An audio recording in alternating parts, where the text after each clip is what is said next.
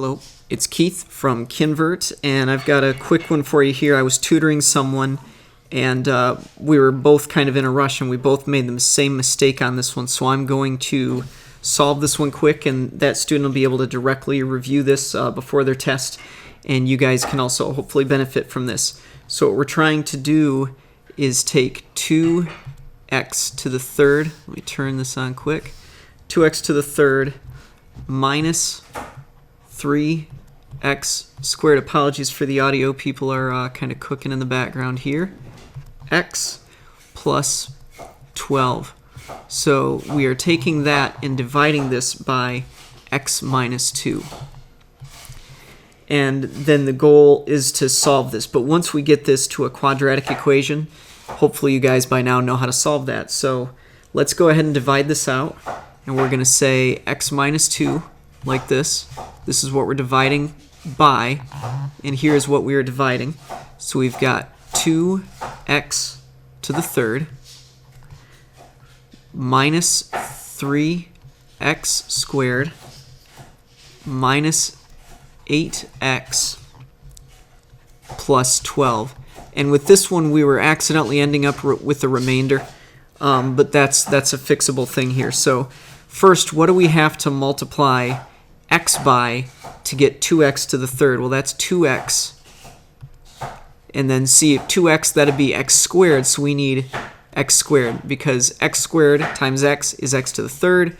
Multiply that by the 2, and you've got this. So now we have 2x to the third minus, and then we have 4, I'll put that here, 4x squared. And this 4x squared is because we're multiplying 2 by 2. That's our negative 4. Okay? And then we have an x squared times that, so 4x squared. All right? We put this in. We get a 0 here because we're subtracting away this.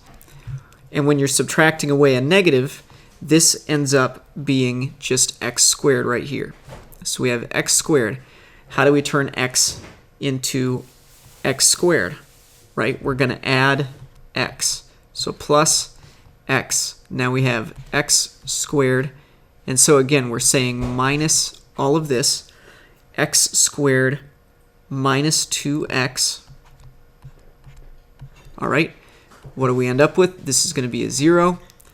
Negative 8 minus negative 2x, we get 6x. Right? So how do we cancel out this 6? By the way, oops, this is negative. It's important to get the signs right. To cancel out a negative 6x, we need minus 6.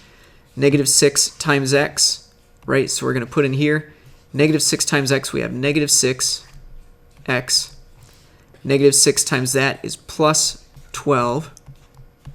We're subtracting this, and then also this plus 12 will carry down from here. We can carry down this plus 12.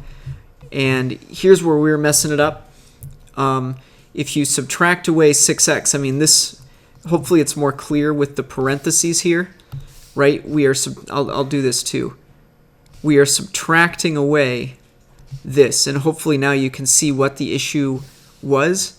What we end up with now is 0 here and 0 here, because negative 6x minus negative 6x, that's the same as like plus. And then the same here. These ends up canceling. So we have no remainder. So in the end, the equation that we're trying to solve is 2x squared plus x minus 6. And we're trying to find the roots of that. I'm not going to bother with that here. You should know how to solve quadratics. If you don't, we got lessons on that. So you can figure out how to solve this for 0. You can try to factor. You can try multiple things, completing the square.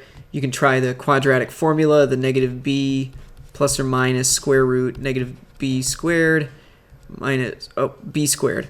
So just positive b squared minus 4ac over 2a. And we don't need to worry about that now. Anyway, the main thing is that this is the equation that you're trying to solve for. There's no remainder. There was just a mess up with the negative in this area. So yeah, hopefully that addresses that issue. Helps you get ready for your test tomorrow for you. For the rest of people, they'll be seeing this later. But yeah, Keith from Kinvert, we went over a quick division of polynomials. Here's what we started off with, and there's what we ended up with. So hope this was helpful. See you later. Bye-bye.